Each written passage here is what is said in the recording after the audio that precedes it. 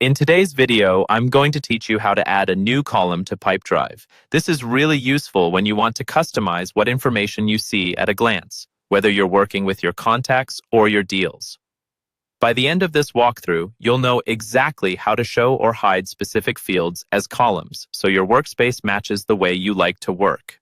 First, make sure you're logged into your Pipedrive account and looking at the main interface. On the left-hand side, you'll see a vertical sidebar with different icons. To start, decide whether you want to adjust columns for your contacts or for your deals. If you're managing people or organizations, click the Contacts icon. If you're focused on opportunities in your pipeline, click the Deals icon instead. This choice determines which list you're customizing. Once you're in the correct list view, look towards the top right corner of that list.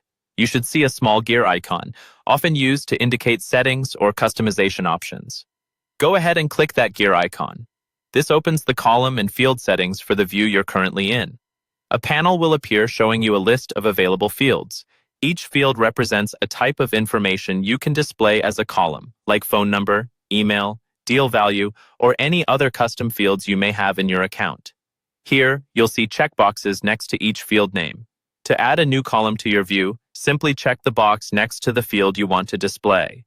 The moment you check that box, you're telling Pipedrive to include that field as a column in your list.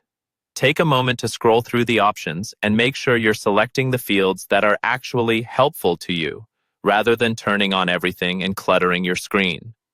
If you ever feel like the list is getting too crowded, you can come back to this same panel and uncheck any fields you no longer need to see. This keeps your layout clean and focused on the information that matters most. After you've selected the field or fields you want, look for the Save button in that Settings panel and click Save. This step confirms your choices and updates the list view. Once you save, your new column will appear immediately in the table, and you can start using it right away to sort, filter, or just visually scan your data more efficiently. That's all it takes to add a new column to Pipedrive.